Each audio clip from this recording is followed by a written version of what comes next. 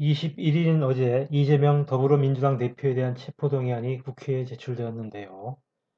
오는 24일 이 체포동의안이 국회에 보고되면 민주당과 국민의힘이 합의한 대로 오는 27일 열리는 국회 본회의에서 이재명에 대한 체포동의안이 표결에 붙여지게 됩니다. 대체적인 전망으로는 체포동의안이 부결되지 않겠느냐라고 모아지고 있습니다.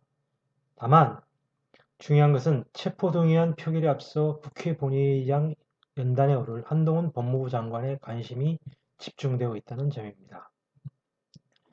잘 알다시피 지난해 12월 28일 노웅래 민주당 의원 체포동의안 표결이 있었죠.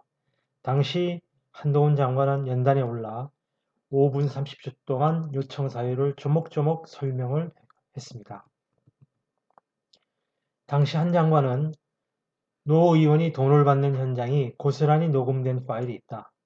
돈봉투 부스럭거리는 소리까지도 그대로 녹음되어 있다라고 말을 해서 본 회의장에 있던 야당 의원들이 고성을 지르며 항의했지만 전혀 흔들리지 않고 끝까지 원고를 읽어내려갔던 모습이 방송 화면을 통해 전 국민에게 생중계된 바 있습니다. 이 사안에서는 노웅래 의원이 청탁을 받고 돈을 받는 현장이 고스란히 녹음되어 있는 녹음 파일이 있습니다. 구체적인 청탁을 주고받은 뒤 돈을 받으면서 저번에 주셨는데 뭘 또 주냐, 저번에 그거 제가 잘 쓰고 있는데 라고 말하는 노웅래 의원의 목소리, 돈봉투 부스럭거리는 소리까지도 그대로 녹음되어 있습니다. 아시다시피 저는 지난 20여 년간 중요한 부정부패 수사 다수를 직접 담당해 왔습니다만 부정한 돈을 주고받는 현장이 이렇게까지 생생하게 녹음되어 있는 사건은 저도 본 적이 없습니다.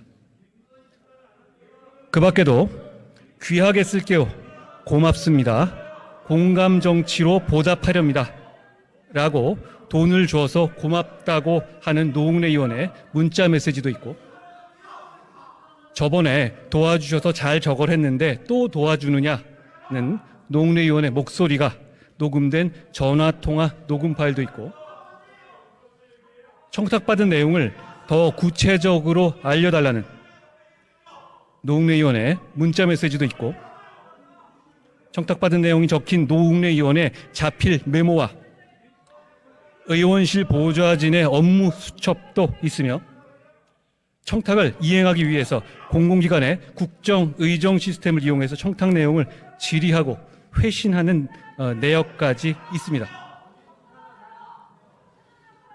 물론 공여자 측과 참고인들도 일관되게 노웅래 의원에게 돈을 준 사실을 진술하고 있습니다. 뇌물 사건에서 이런 정도로 확실한 증거들이 나오는 경우를 저는 보지 못했습니다. 그래서 이번에도 한 장관이 어떤 내용으로 체포동의안 요청 사유를 설명할지 기대를 모으고 있습니다. 신윤계 의원은 한 언론 인터뷰에서 한 장관이 매우 구체적으로 이 대표의 혐의를 나열하면서 구속수사가 필요하다는 주장을 펼 것이다. 이를 시청하는 국민도 이 대표의 부정부패 혐의를 낱낱이 알게 되는 효과가 있을 것이라고 말을 했습니다. 또 다른 국민의힘 관계자는 당시 체포동의안이 부결되긴 했지만 마치 연설을 하는 듯한 한 장관의 모습을 두고 정치인 한동훈의 데뷔 무대라는 말이 많았다. 이번에는 더 긴 시간을 할애할 것이라고 전하기도 했습니다. 이처럼 한동훈 장관이 이번에 다시 주목을 받는 것은 내년 총선 출마를 통해 정치인으로 변신할 것이라는 주변의 기대와 무관하지 않기 때문입니다. 이번에도 한 장관이 체포동의안 설명에 나서는 것에 대해서 여권에서는 한 장관의 정치적 무게감이 커질 것이다. 한 장관의 내년 총선 차출설이 기정사실화되는 상황에서 미리 야당과 정면 대결하는 모습을 유권자에게 각인시킬 수 있다라고 의미를 부여하고 있습니다. 또 다른 수도권 초선 의원도 이런 말을 했죠. 서울 종로나 강남권 출마를 통해 한 장관이 수도권 선거를 이끌어야 한다는 주장이 당내에서는 강하다. 이번 기회에 한 장관이 야당과 잘 싸울 수 있는 똑부러진 정치인이라는 이미지를 가질 수 있을 것이라고 전망을 했습니다. 정치권 일각에서는 이번 체포동의안 표결을 차기 대선주자 대결로 보는 시각도 있는데요. 최근 나온 여론조사가 하나 있습니다. 세계일보가 한국갤럽에 의뢰해서 지난달 26일부터 27일간 이틀간 실시한 차기 정치 지도자 선호도 조사에서 이재명 민주당 대표는 24.6%, 한동훈 장관은 11.1%로 각각 1, 2위를 기록했습니다. 이처럼 이미 한동훈 장관은 여권 내에서 확실한 차기 대권 주자로 1위를 기록하고 있는 것은 이미 벌써 작년부터 한 번도 자리를 뺏기지 않고 1위를 차지하고 있죠. 이런 점에서 한동훈의 정치 임무는 이미 의심의 여지가 없다라고 봐도 될 것 같습니다.